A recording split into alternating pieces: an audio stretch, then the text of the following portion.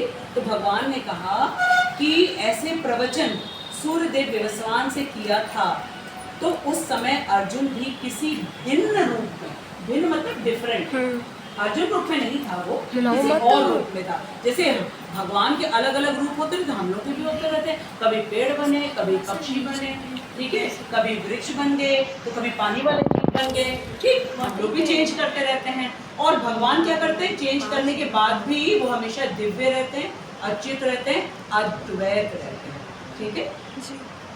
अर्जुन भी किसी भिन्न रूप में उपस्थित था, किंतु भगवान तथा अर्जुन में ये अंतर है। अब यहाँ से अंतर पता चल रहा है, क्या अंतर है कि भगवान ने ये घटना याद रखी, क्योंकि भगवान कौन है, दिव्य है, ठीक है, अद्वैत है, बॉडी नहीं चेंज होती उनकी, इसलिए उनको सब कुछ याद रहता है, किंतु अर्जुन उसे याद नहीं रख सका, ठीक है। हम लोगों की बॉडी कैसी, भौतिक है, चेंज होती रहती है, जिस कारण से, और हमारी बुद्धि क्या है, भौतिक ही तो है, सही बात है, ठीक है। आध्यात्मिक तो केवल एकमात्र आत्मा है, बाकी तो सब कुछ भौतिक है। ये शरीर में इंद्रियां कौन कौन सी हैं, 5 कर्म इंद्रियां, 5 ज्ञान इंद्रियां, सबके सब भौतिक है, ठीक है। और इसके ऊपर क्या है, मन, बुद्धि, अहंकार, वो सूक्ष्म है लेकिन है भौतिक। केवल एक चीज आध्यात्मिक है जो कि हम है, एक चीज आध्यात्मिक है और वो क्या है, आत्मा, जो कि हम हैं, और इस भौतिक बॉडी में हम अंदर हैं इसके, ठीक है। और हमारे साथ हमेशा कौन है, परमात्मा, ठीक। तो ये आत्मा परमात्मा का कॉम्बिनेशन हमेशा रहेगा, लेकिन बुद्धि, मन, शरीर सब कुछ भौतिक, तो ये चेंज होता रहता है। जब चेंज होता रहता है तो याद कैसे नहीं याद रहता। लेकिन कृष्ण से संबंधित ABCD भूल जाएंगे, 1 2 3 भूल जाएंगे, मैथ्स, फिजिक्स, केमिस्ट्री भूल जाएंगे, क्योंकि वो भौतिक विद्या है, ठीक है। कृष्ण से संबंधित अगर हमने एक श्लोक भी पढ़ा है, वो हमारे चाहे कितने भी शरीर बदल जाए, लेकिन वो जाएगा नहीं, प्रकाशित नहीं होगा पशु के शरीर में, वृक्ष के शरीर में, लेकिन वो रहेगा हमारे अंदर। जब फिर हम घूमते घूमते घूमते मनुष्य के शरीर में आएंगे, फिर भक्तों से मिलेंगे, फिर आकर्षित हो जाएंगे। क्यों? क्योंकि अभी हमारे अंदर वो एक बीज पड़ा हुआ है, जो एक श्लोक हमने कभी पढ़ा, वो समाप्त नहीं होगा, क्योंकि कृष्ण के वचन सब कुछ दिव्य हैं, वो हम लोग पढ़ रहे हैं। ये अक्षय है, इसको कभी कोई समाप्त नहीं कर सकता है, न अग्नि, न जल, न वायु, न अस्त्र शस्त्र, कुछ नहीं समाप्त कर सकते। ये इसकी दिव्यता है। तो हमको समझना चाहिए कि हम क्या समझ रहे हैं, क्या पढ़ने के लिए हम बैठे हैं, ठीक है। आगे, अंश रूप जीवात्मा, ये अंश रूप जीवात्मा कौन है, बोलो पार्थ, कौन है अंश रूप जीवात्मा? कृष्ण अंश में है, नहीं बाबू, हम अंश मतलब वन स्मॉल पार्ट। कहाँ गया अंश, वो देखो बैठा हुआ। अंश का मतलब क्या होता है, स्मॉल पार्ट। जैसे पिज्जा होता है, उसका हमने एक स्मॉल पार्ट कट किया तो वो उसका अंश हो गया जी। आया समझ में? अंश मीन्स अ स्मॉल पार्ट, अंश मीन्स अ स्मॉल पार्ट। हाँ, जीवात्मा हम हैं। अंश रूप जीवात्मा कौन है, हम सब हैं यहाँ पे, ठीक है। अंश रूप जीवात्मा तथा परमेश्वर में यही अंतर है। परमेश्वर का मतलब परम ईश्वर, ईश्वर का मतलब बोलो जल्दी, ईश्वर का मतलब भगवान जैसे हम लोग सब चीज अब हम बता रहे हैं ईश्वर का मतलब क्या होता है, ठीक है। ईश का मतलब होता है कंट्रोल, ठीक है, और ईश्वर का मतलब होता है कंट्रोलर। तो भगवान है परम ईश्वर, और जो छोटे छोटे ईश्वर है ना, वो सन गॉड है, ठीक है, पवन देवता है, जल के देवता है, ठीक है, ये छोटे छोटे डिपार्टमेंट्स के हेड हैं, वो ईश्वर है, और भगवान इनके भी कंट्रोलर है, तो वो परम ईश्वर है। हम कौन है, अंश रूप में जीवात्मा, यही अंतर है। हम एक छोटे से पार्ट हैं और भगवान है कंट्रोलर्स के भी कंट्रोलर, ठीक है, वो है परमेश्वर। अच्छा, परमेश्वर और परमात्मा में क्या अंतर है? परमेश्वर और परमात्मा, परमात्मा मतलब परमात्मा टॉपमोस्ट आत्मा। ठीक है, आत्मा हुए सबके सारे आत्माओं के कंट्रोलर, ठीक है, जो कि क्षीरोदक्षाई विष्णु है, ठीक है। और वो भगवान कृष्ण के पुरुष अवतार हैं। सबसे पहले महाविष्णु, फिर गर्भोदक्षाई विष्णु और उसके बाद क्षीरोदक्षाई विष्णु। वो परमात्मा स्वरूप में हम सबके अंदर बैठे हैं। तो वो सब आत्माओं के कंट्रोलर हैं, इसलिए वो परमात्मा है। वो हमारे हृदय में, परमेश्वर हमारे हृदय में नहीं है। परमात्मा आत्मा के साथ परमात्मा, ठीक है, और परम ईश्वर है। जितने कंट्रोलर्स हैं उनके भी कंट्रोलर परम ईश्वर। आया समझ में? परमात्मा और परमेश्वर में डिफरेंस है। परमेश्वर इज कृष्णा एंड परमात्मा इज क्षीरोदक्षाई विष्णु। क्षीरोदक्षाई विष्णु हमारे हृदय में है और परमेश्वर है कृष्ण, ठीक है। यद्यपि अर्जुन को यहाँ परम शक्तिशाली वीर के रूप में संबोधित किया गया है। क्या वर्ड कहा गया है अर्जुन के लिए? बोलो बोलो। श्लोक में क्या कहा गया है बताओ? कौन सा वर्ड है जिससे बताता है परम शक्तिशाली वीर? श्लोक में परंतप, शाबाश, परंतप। अब आगे देखो क्या है, ठीक है। भगवान ने कह तो दिया उसको परंतप। तानि अहम वेद सर्वाणि, मुझे याद है। न त्वम वेद परंतप, तुम परंतप हो।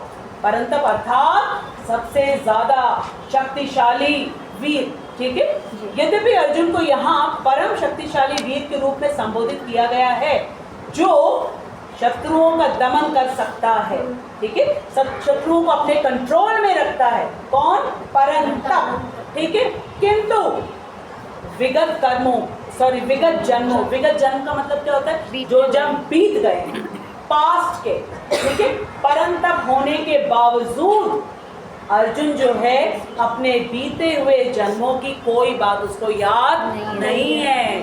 तभी तो उसने कहा कृष्ण कि तुम्हारे और मेरे अनेकों अनेक जन्म हो चुके हैं। क्या श्लोक है? बहुनी में व्यतीतानि, बहुत हो चुके हैं। जन्मानी तव च अर्जुन, मेरे और तुम्हारे, च लगा हुआ है, तुम्हारे और मेरे बहुत से जन्म हो चुके हैं।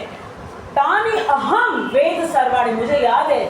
न तुम वेद परंतप, तुम्हें याद नहीं है, ठीक है। परंतप हो। अब परंतप का मतलब यहाँ पे क्या है?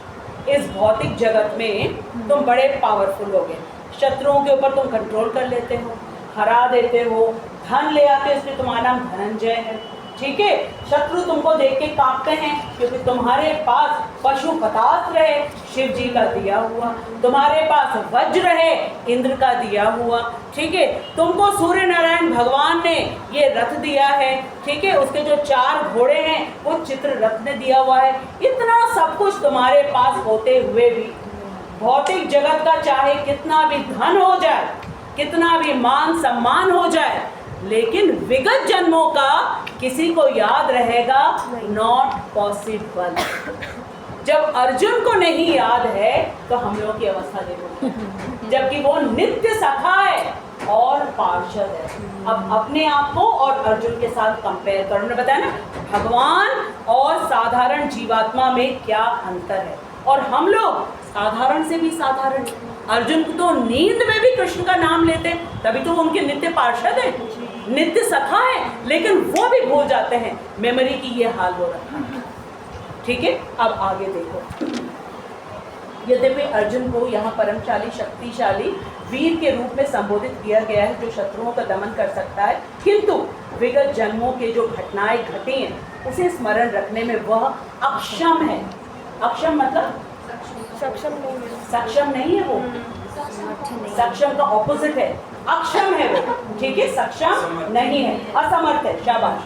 अतः भौतिक दृष्टि से जीव चाहे कितना भी बड़ा क्यों ना हो, कोई मल्टी मिलियनेयर हो सकता है, ठीक है, किसी के पास बहुत बड़ा पद हो सकता है, तुम कृष्ण को जान जाओगे? असंभव।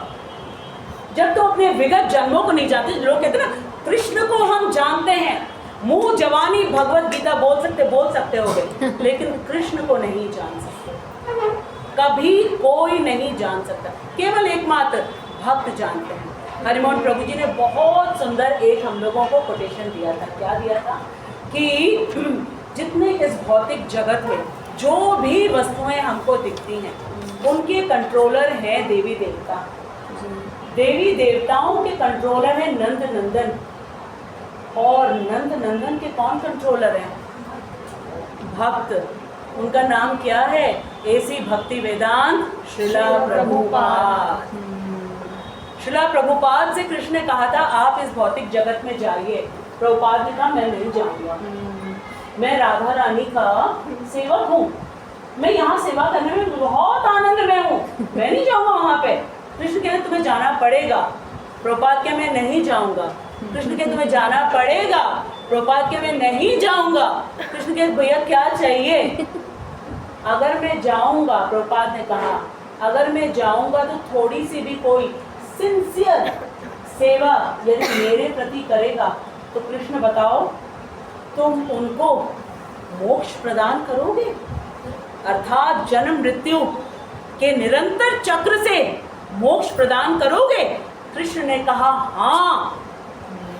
तब प्रभुपाद जी आए हैं। ये बात हमें कैसे पता चली? प्रभुपाद जी के गुरु भाई, प्रभुपाद जी ने अपने मुंह से कभी नहीं कहा। प्रभुपाद जी के गुरु भाई को एक बार प्रभुपाद ने ऐसे आपस में बैठ करके विनोद कर रहे थे, अरे यहाँ पे आना पड़ा।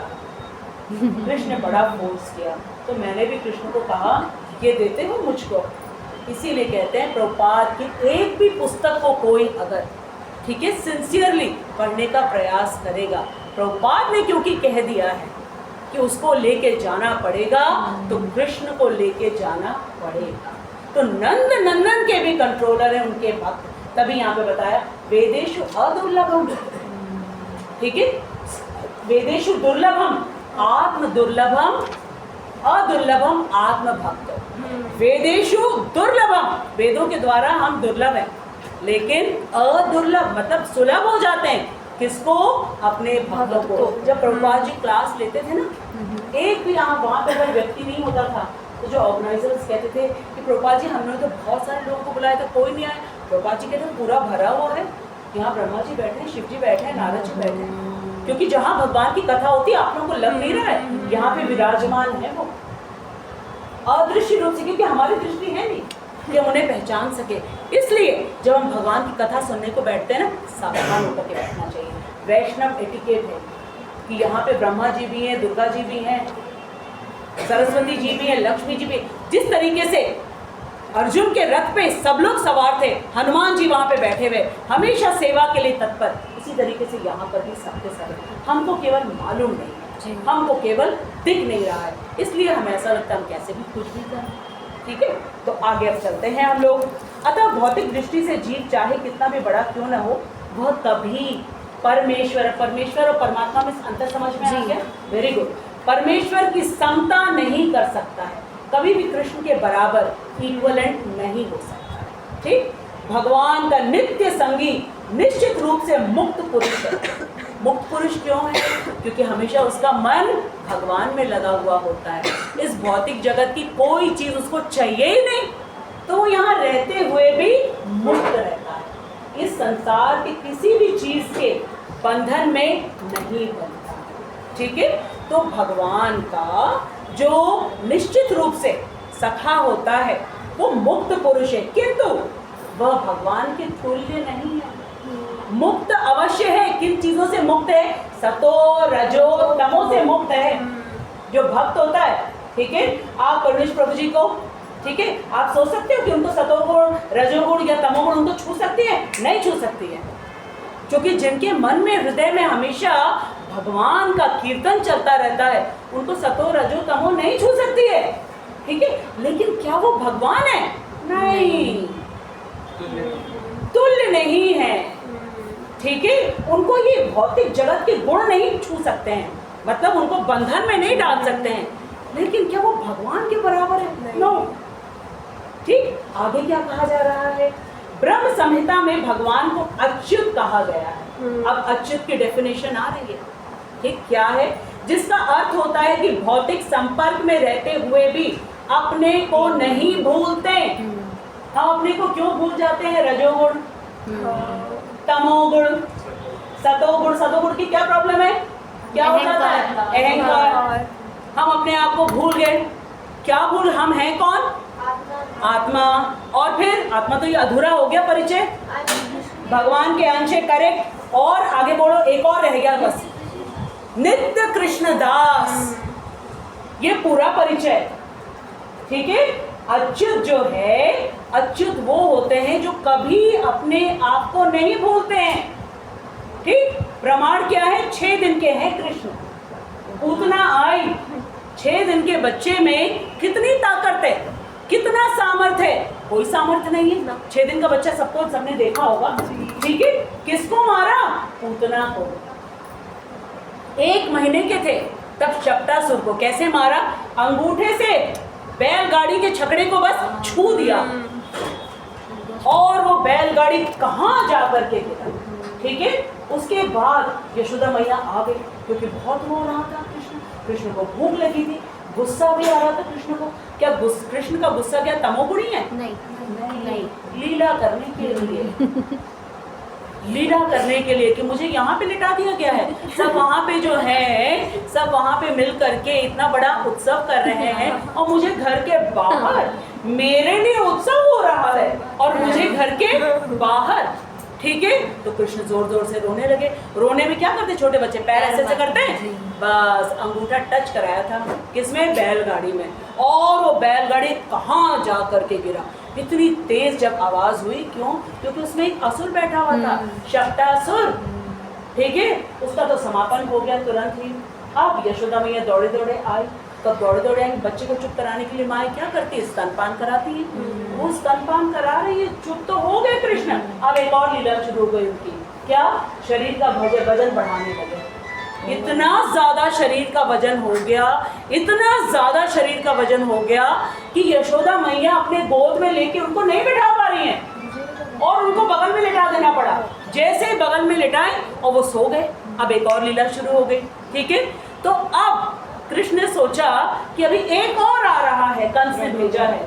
किसको भेजा है? तृणावर्त को भेजा है, जो कि किसके रूप में आया? आंधी के रूप में, तूफान के रूप में आया। और उसने सोचा अभी तो ये अकेला लेटा हुआ, इसको मैं उठा लेता हूँ, उड़ा के लेकर के ऊपर चला जाता हूँ। और वो लेके चले भी गए। और जब कृष्ण ऊपर गए तो उनको लगे कि वाह, एरोप्लेन राइड मिल रही है मुझको, फ्री में चल के देख करके आता हूँ मथुरा में क्या क्या हो रहा है, कंस किससे किससे बात कर रहा है, क्या क्या और षड्यंत्र हो रहा है मुझे मारने के लिए। बड़ा मजा आया, बड़ा मजा आया। लेकिन अचानक से कृष्ण को याद आ गया, क्या?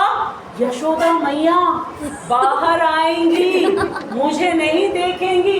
कितने दिन के हैं? 1 महीने के हैं, 1 महीने के हैं। ठीक है। और सारी चीजें सोच ली। अब फिर से क्या किया उन्होंने? अपना वजन बढ़ाना शुरू किया। अब जब वजन बढ़ाना शुरू किया तो जो तृणावर्त ऊपर लेके गए थे, तृणावर्त उसके वजन का भार नहीं सह पा रहा, और तृणावर्त भी नीचे आया और तृणावर्त गिर गया। ठीक है, धड़ाम से, और उसका वहीं पे उद्धार हो गया। तो कृष्ण ऐसे हैं जो इस भौतिक जगत में आते हैं लेकिन कभी भी अपने स्वरूप को नहीं भूलते हैं। ठीक है, कभी भी वो तीनों गुणों के अंतर्गत कभी भी नहीं बंधते हैं। ये है डेफिनेशन अच्युत की। ठीक है, ये अच्युत की डेफिनेशन है। ठीक, आगे क्या बताया जा रहा है? अतः भगवान तथा जीव कभी भी सभी तरह से एक समान नहीं हो सकते। किस तरीके से एक समान है? हम भी नित्य हैं, भगवान भी नित्य है। हम भी अजन्मा है, भगवान भी अजन्मा है। हम भी अविनाशी हैं, भगवान भी अविनाशी है। ठीक है, हम भी अव्यय हैं, आत्मा कभी छोटी या बड़ी नहीं होती है, भगवान भी वैसे ही है। लेकिन अच्युत तो नहीं है, अद्वैत तो नहीं है, अनादि तो नहीं है, अनंत रूपम तो नहीं है, परम पुराण पुरुष तो नहीं है। ये सब हम नहीं है। यहाँ से हमको क्या पता चल रहा है कि भगवान तथा जीव कभी भी एक समान नहीं हो सकते। तो कोई अगर कहता है ना ये भगवान है, बहुत सारे भगवान दिखते हैं टीवी में, यूट्यूब में बहुत सारे भगवान दिखते हैं कि उनके पास जाओ और वो तुमको सारी चीजें दे देंगे, यूं हाथ से निकाल के। समझ जाना चाहिए इस श्लोक से कि भगवान और साधारण जीव कभी एक जैसा नहीं। मुक्त पुरुष जैसा, ठीक है, जो नित्य सखा है अर्जुन, वो जब अपने विगत जन्मों को नहीं याद रख सकता है तो भला और कैसे कोई याद हो? वो तो नित्य सखा है। ठीक है, मुक्त कहा जा रहा है। मुक्त क्यों? तीनों गुणों से वो नहीं बंधते। क्यों नहीं बंधते? क्योंकि मन में हमेशा कृष्ण है। कृष्ण दिव्य हैं, अच्युत हैं। तो जब मन में अच्युत बने हुए हैं तो कैसे हम बंधेंगे इस संसार में? आगे, किंतु कभी कभी वह भी भगवान की प्रकृति सर यद्यपि अर्जुन भगवान का भक्त है। भक्त है ना अर्जुन? प्रूव करो, कैसे पता चला कि भक्त है? किसने कहा है? कृष्ण ने ही कहा है कृष्ण ने स्वयं कहा जी कि तुम मेरे भक्त और मित्र भक्त हो और मित्र हो, वो भी नित्य। जी ठीक है, इससे हमें पता चल गया। यद्यपि अर्जुन भगवान का भक्त है, किंतु कभी कभी वह भी भगवान की प्रकृति को भूल जाता है। क्यों भूल गया? कौन बता पाएगा? देखिए आज ये आंसर, वो कैसे भूल गया?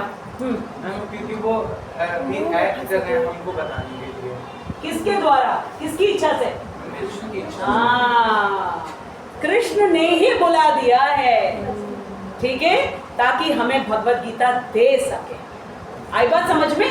इसलिए अर्जुन भूल गए, ठीक है। किंतु देवी कृपा से, ये देवी कृपा क्या है? भगवान की कृपा से भक्त तुरंत भगवान की अच्युत स्थिति को समझ जाता है। ये अंतर है जो एक भक्त होता है और एक जो आसुरी प्रवृत्ति का व्यक्ति होता है। आसुरी प्रवृत्ति का व्यक्ति क्या कहता है? हम नहीं मानते कृष्ण को, होंगे, ठीक है, बहुत ज्यादा वो कहेंगे तो क्या कहेंगे कि महान पुरुष हैं, योद्धा हैं, राजा हैं, लेकिन भगवान ठीक है, क्योंकि वो भूल जाते हैं। अर्जुन भी भूल गया, लेकिन जैसे ही भगवान ने उनको याद दिलाया तुरंत याद आ गया उनको, ठीक है। फिर ये नहीं कहा उसने, क्योंकि वो नित्य सखा है और भगवान की इच्छा से भूला है। तो जैसे ही भगवान ने कहा वो तुरंत मान गया। ये जो दैवी प्रकृति वाले लोग होते हैं वो भगवान की बात को विश्वास है, और जो आसुरी प्रवृत्ति वाले लोग वो भगवान की किसी बात को कभी भी विश्वास नहीं करते। ये डिफरेंस है, ठीक है। जबकि अभक्त, भक्त का ऑपोजिट क्या होता है? अभक्त या असुर इस दिव्य प्रकृति को नहीं समझ पाते। भगवान की दिव्य प्रकृति क्या है कि भगवान अच्युत है, इस जगत में आते हैं, लेकिन इस जगत की कोई भी चीज से वो कभी भी अफेक्टेड नहीं होते। भगवान कभी भी भूलते नहीं है, ठीक, लेकिन उनकी लीला शक्ति उनको भुला देती। तभी वो यशोदा मैया से डरते भी हैं। लीला कर रही है ना, एक्टिंग नहीं कर रहे हैं कृष्ण, लेकिन भगवान की लीला शक्ति भगवान को उनकी भगवत्ता भुला देती है और भक्त को ये भुला देती कि वो भक्त है। तो यशोदा मैया को केवल एक चीज याद रहता है, ये मेरा लाला है, मुझे इसको पकड़ना है, क्योंकि अगर इसकी शैतानियों को मैंने बंद नहीं किया तो इससे शादी कोई नहीं करेगा। ये तो चोर है, ठीक है, और चोर से भला कौन शादी करे? एक तो काला है, ऊपर से चोर है, ठीक है, तो इससे शादी कौन करेगा? तो इसे मुझे पनिश तो करना ही पड़ेगा। यशोदा मैया भूल गई हैं। अगर वो कृष्ण को भगवान के रूप में जाने, ठीक है, किस समय उनको थोड़ा सा लगने लगा था कि ये भगवान ही भगवान है? जब उन्होंने मुंह खोला था, यूनिवर्स देखा था, ठीक है, और पूरा ब्रह्मांड दिख रहा था, तो यशोदा मैया को चक्कर आने लगा था। वो समझ में लगा, उनको लग रहा था कि मैं क्या देख रही हूँ, ये क्या ये भगवान है, ये भगवान है, क्योंकि पूरा ब्रह्मांड कृष्ण के मुख से अंदर देख रही है। तुरंत कृष्ण सोचा रही है तो मेरा घाटा हो जाएगा, क्योंकि ये अगर मुझे भगवान मान लेंगी तो ये कभी भी मेरे साथ वात्सल्य प्रेम नहीं करेंगी, फिर तो ये मेरी आरती उतारेंगी, दिया लेकर के आएंगी, और जो है ये मेरे को फूल और ये जो मेरे पीछे दौड़ रही है ना छड़ी लेकर के कि रुक मैं तुझको मारूंगी, तू अगर रुका नहीं तो मैं तुमको यही से छड़ी मार के, ठीक है, मारूंगी और तुमको बांधूंगी, जाने नहीं दूंगी तुम्हारे सखाओं के साथ खेलने के लिए, ये सब मेरा चला जाएगा। तो तुरंत ही क्या किया, एकदम कृष्ण ने अपना मुंह बंद किया और यशोदा मैया को सब कुछ भुला दिया। भुलाने का काम कृष्ण ही करते हैं। अर्जुन को जब चाहे भुला देते हैं, ठीक है, यशोदा मैया को भुला देते हैं। कृष्ण की लीला शक्तियां हैं सारी की सारी, कुछ भी कर सकते हैं, ठीक। अब यहाँ पे आते हैं, कृष्ण को लाखों वर्ष पूर्व संपन्न कार्यों की स्मृति बनी हुई है।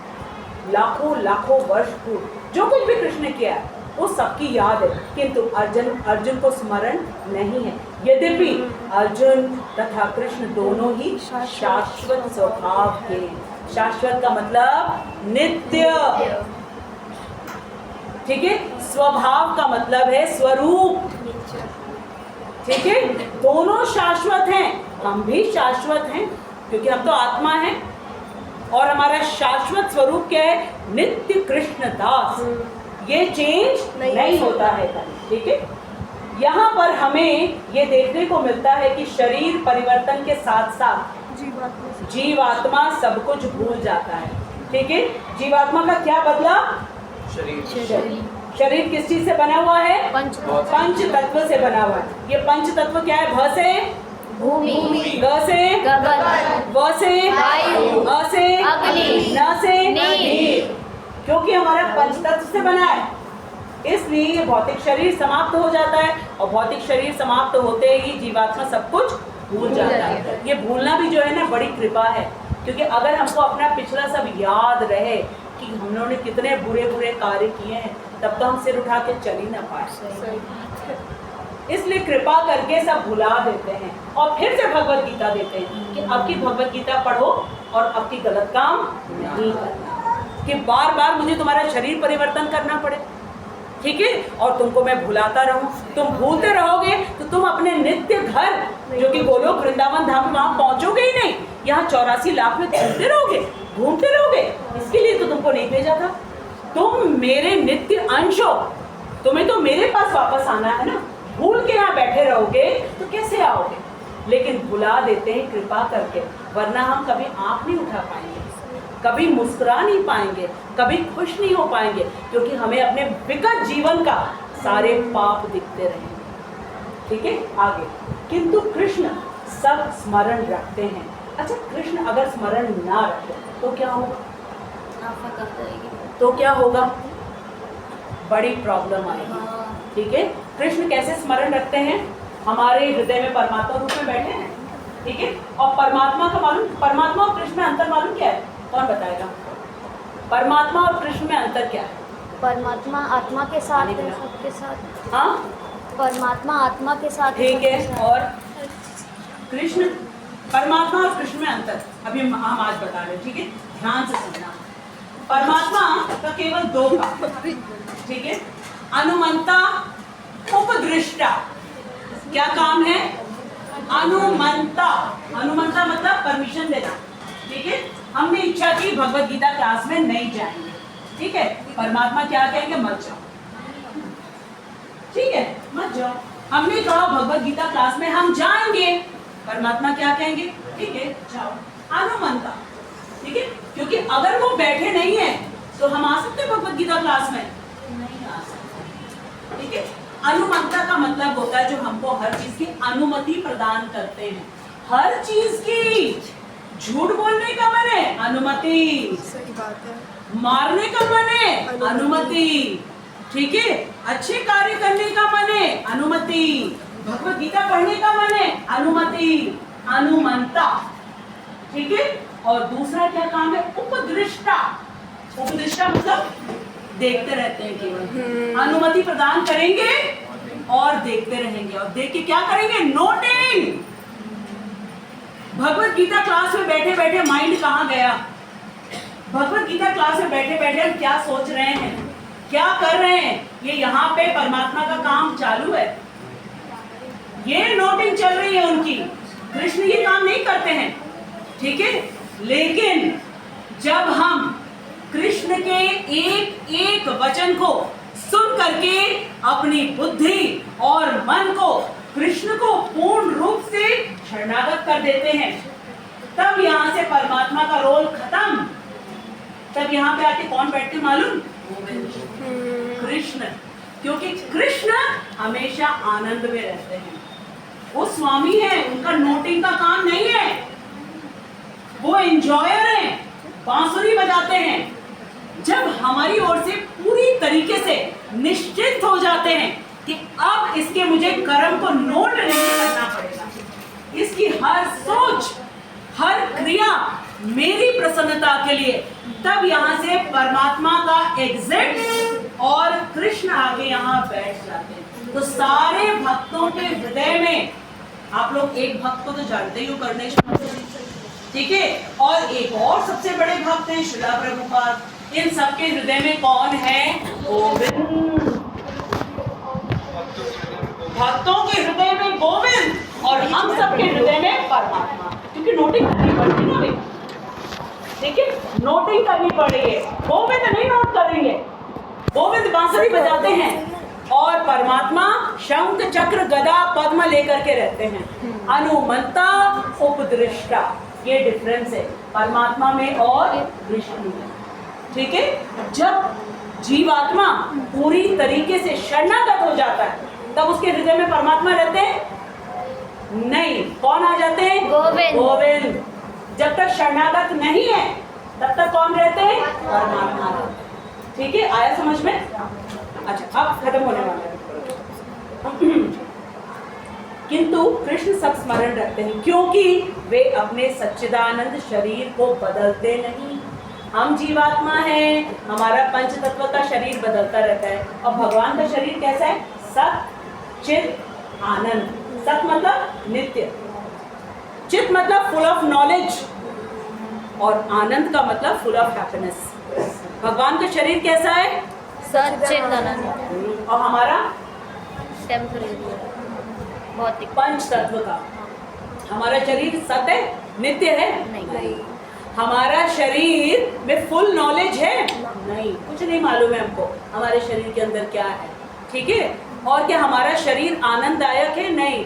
आज बुखार, कल जुकाम, परसों खांसी, आज कमर में दर्द, ठीक है, कल आँख से दिख नहीं रहा है, कल पेट खराब, परसों सिर में दर्द, ये चलता रहता है। भगवान के साथ ऐसा नहीं। भगवान सच्चित आनंद, उनका शरीर नहीं बदलता।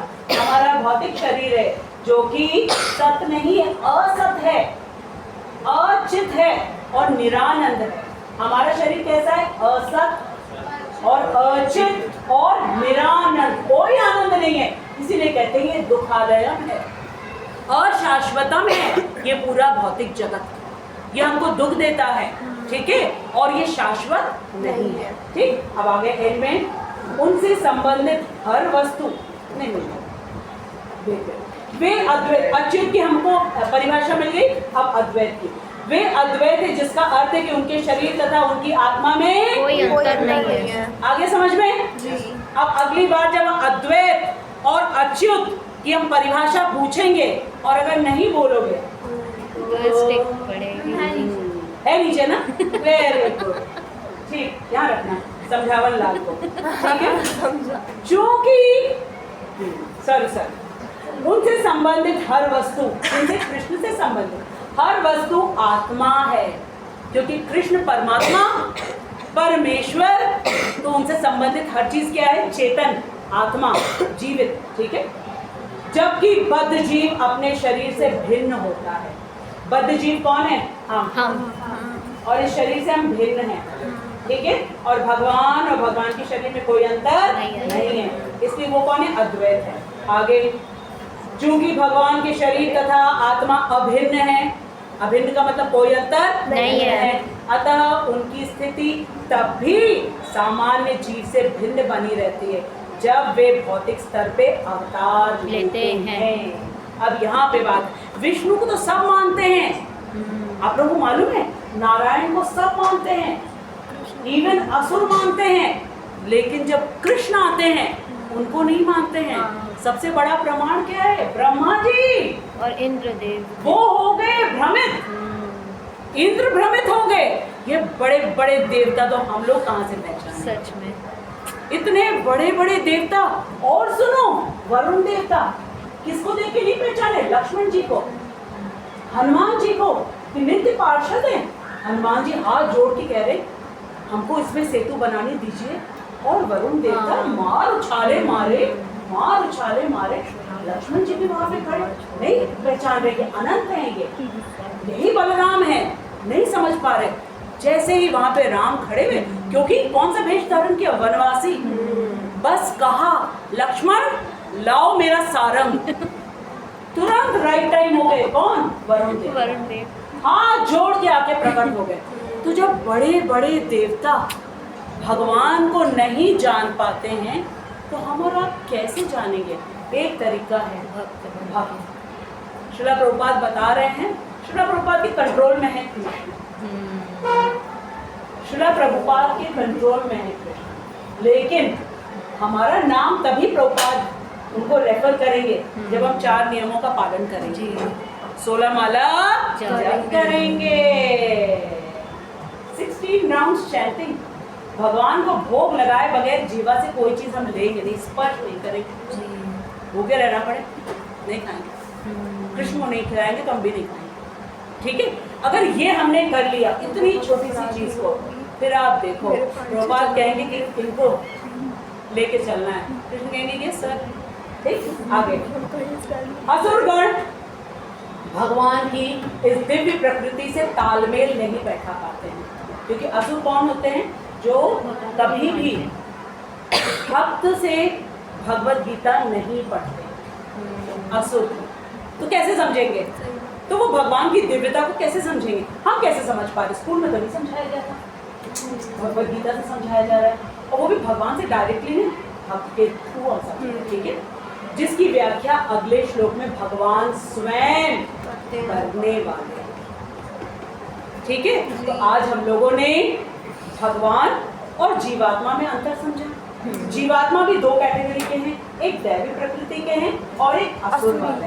ठीक है, असुरों को कितना भी बताओ, रावण को कितना भी बताओ, ठीक है, कुंभकर्ण को कितना भी बताओ कि भगवान है भगवान है भगवान है, नहीं मानने वाले वो। लेकिन अर्जुन को एक बार बताया, मान गए। ठीक है, जो भक्त होते हैं भगवान उनको बुला देते हैं लीला करने, और जब जाते हैं भगवान उनको वापस स्मृति ले आते हैं। ठीक है, एक और प्रेमानंदे हरि हरि बोल।